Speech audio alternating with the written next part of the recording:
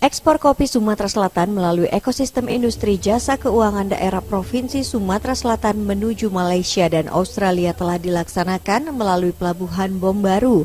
Acara pelepasan kopi dihadiri pejabat Gubernur Sumsel Ellen Setiadi, Ketua Dewan Komisioner OJK RI Mahendra Siregar, dan stakeholder lainnya.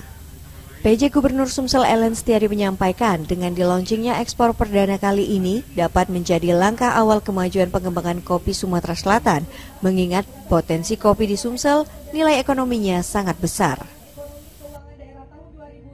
Nah, kalau ini terus berkelanjutan tentu kan permintaannya akan meningkat.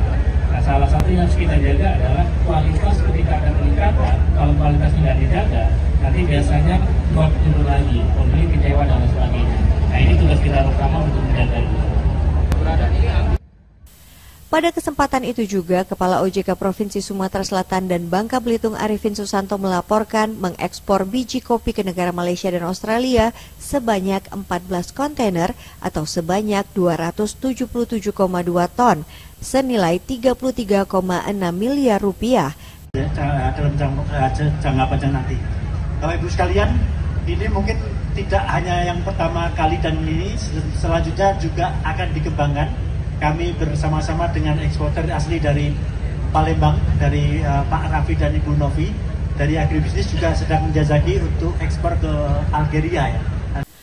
Ketua Dewan Komisioner OJK Republik Indonesia Mahendra Siregar menyampaikan pelaksanaan ekspor secara langsung dapat meningkatkan nilai tambah yang dirasakan Sumsel, terutama petani kopi dan seluruh rantai pasoknya. Dijelaskan bahwa selama ini sebenarnya Sumatera Selatan merupakan penghasil kopi salah satu yang terbesar di seluruh Indonesia dan tentu di Sumatera. Namun selama ini 11 tahun terakhir ekspornya dilakukan dari lokasi di luar Sumatera Selatan.